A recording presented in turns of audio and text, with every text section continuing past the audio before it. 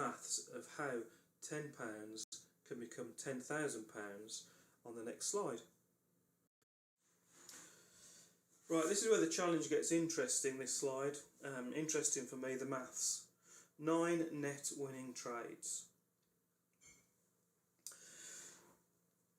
The idea behind this is, if you risk a 2-to-1 risk-reward ratio, £10, you risk £10 to make £20. You have 10-point stop loss, a 20-point limit order. So let's say you're trading the euro US dollar. You put your trade on, you put your limit and your stop, you walk away.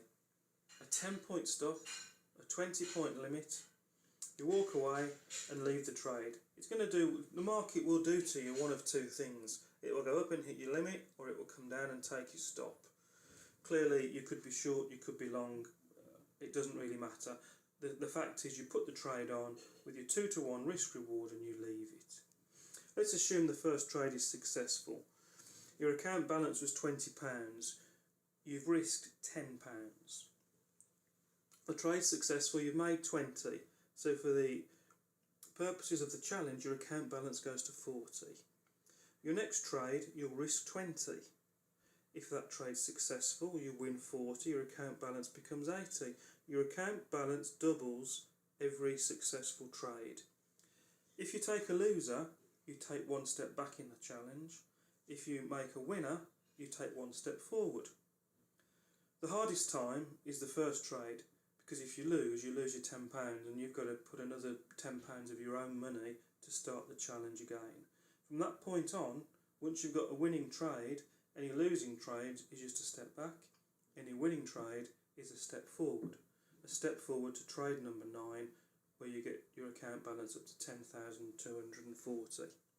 This is the beauty of the challenge, though, is the fact that when new traders have started off with a £10 risk and their account's gone up to 80, 160, 320, £1,000 say, they're not going to then start trading because they think this is going to happen in the market. My gut feeling says the market's going to do this, so I'm going to put this trade on. People will wait for the next setup. People wait for the next correct setup because they've come so far in the challenge, they don't want to blow it. They don't want to do something stupid and throw away all the work that they've put to get to this point. So the challenge is forcing you to wait for the correct setups. The challenge is forcing you to trade like a professional, and that is the ultimate goal of the challenge. Clearly making £10,000 is almost a byproduct. To be able to trade like a successful professional trader is worth more to you than £10,000, believe me. However, this is a way of enforcing you to stick to those rules, to stick to those principles, to stick to correct trade setups, wait for them and manage your money properly. That is the goal of the challenge. Hopefully,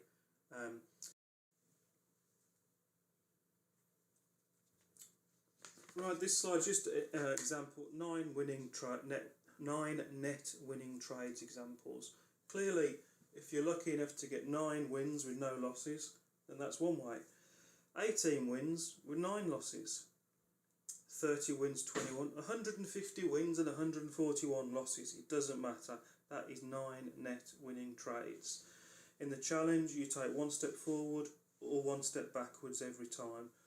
You're never going to be break even. You're either going to double your money or halve it. If you can get the correct trade setups that are better than 50% winners, eventually you will get to the end of the challenge. As long as you stick to the rules, don't bend the rules, no gut reaction trades, no trades what you think might happen. You trade the setups.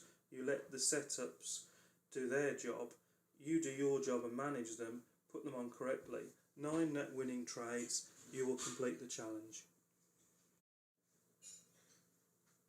So to summarise then, the challenge is trader education, plain and simple. The £10,000, if you make it to the end of the challenge, is almost a byproduct. The fact is, if you've made it to the end, you will have advanced as being a trader. You will have learned how to manage your money, turning £10 to £10,000. you will have learned how to wait for the correct trade setups to come. You will have